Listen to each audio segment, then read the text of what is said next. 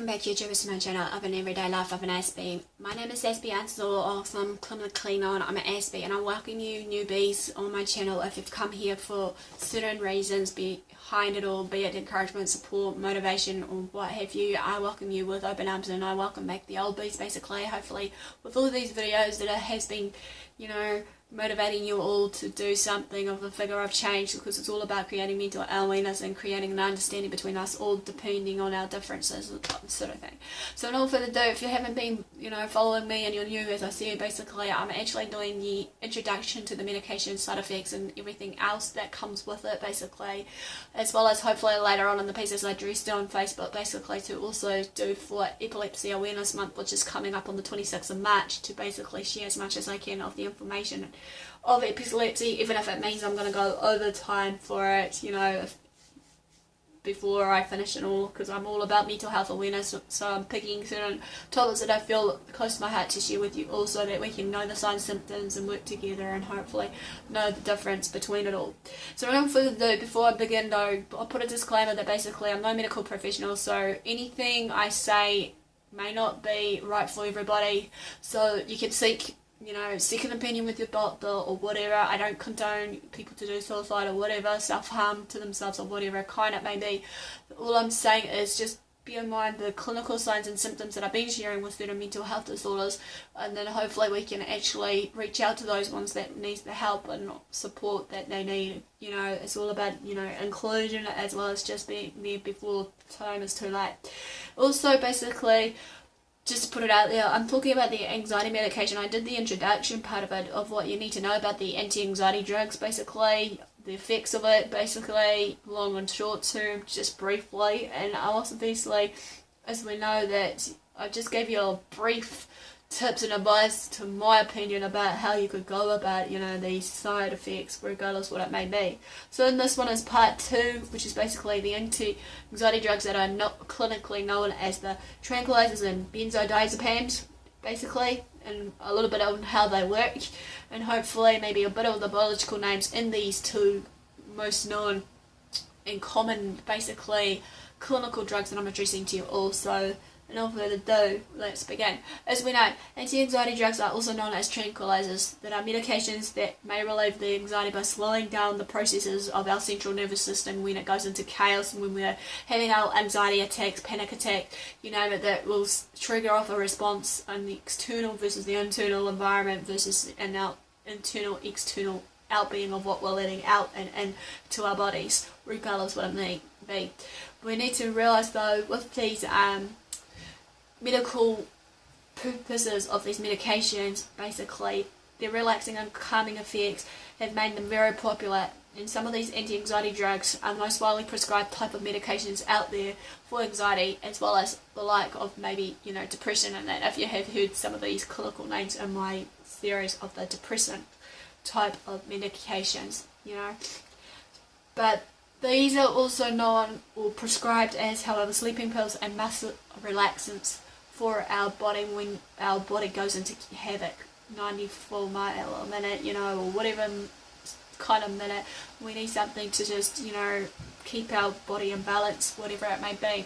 So therefore, benzodiazepines are the most common class of anti-anxiety drugs, which will include these clinical ones, which is the Xanth, which is the alprazolam. Number 2, clonopin, which is another name for clonazepam. Valium, which is diazepam.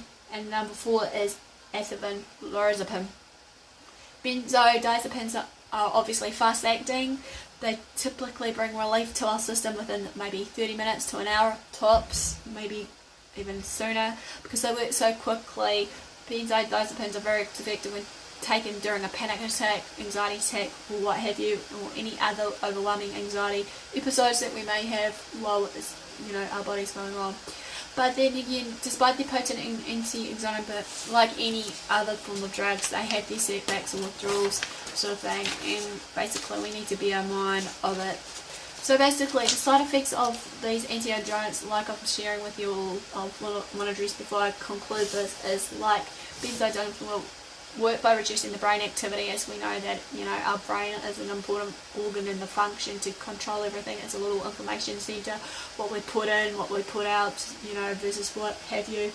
While this is only the temporary release or relieving thing for anxiety of benzodiazepine, it can also lead to the unwanted side effects that we have addressed so far, basically. The higher the dose, however, the more pronounced these side effects will become, typically.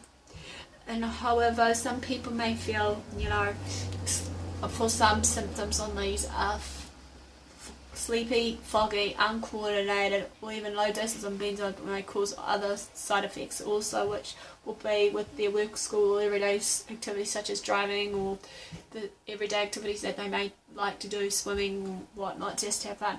Some even feel a medication hangover the next day because it can tend to be really heavy with the side effect. As I said, sometimes another thing is some people may be commonly addicted to some form of medication, whatever it may be, because benzodiazepines are basically metabolized slowly. However, the medication can build up in the body system when they're used over long periods of time. The result is this, as I said, is either overdose or oversedation. People who are over-sedated may look like they're drunk and they're falling over and, whatever else it may be, But the common side effects for these benzodiazepines or tranquilizers that I'm addressing to you all are as follows. Number 1, drowsiness or lack of energy. Number 2, clumsiness, slow reflexes, so they can't catch a ball or something. Number 3, slurred speech. Number 4, confusion and disorientation. Number 5, depression. Number 6, dizziness, lightheadedness. Number 8 is impaired thinking and judgment. Number 9 is basically memory loss or forgetfulness. Number 10 is nausea and stomach upsets. And number 11, blurred or double vision. Basically, benzodiazepines are also associated, however, with depressants, with depression, shall I say. Long-term benzodiazepines usually are depressed, and high doses are believed to increase the both risk of these depressive symptoms that I've addressed in suicidal thoughts as well as the feelings. Furthermore, benzodiazepines, however, can cause emotional blunting or numbness, Then again, the medication may relieve the anxiety, but it also blocks the feeling of pleasure or pain, either contradicting one way or another. The paradoxical effects of the anti-anxiety drugs, however, basically, despite their sedating properties, some people who may take these anti-anxiety medication experience paradoxical excitement. The most common paradoxical reactions are increased anxiety, irritability, and agitation. However, the more severe effects of these may also occur, including number 1, mania, number 2, hostility and rage, number 3, aggressive or impulsive behaviour, number 4 is basically, last but not least, hallucinations.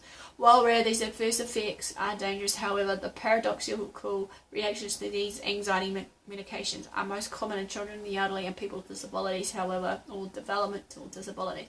So basically, this ends part 2 of the side effects, often in parts of the anti-anxiety drugs, of the most common ones that I've shared with you, of the tranquilizer benzodiazepine. Basically, give me a like for thumbs up for support. Basically, subscribe on my channel for daily, weekly updates. But I can't, like I said, promise, because my change of timetable is going to probably change progressively over time.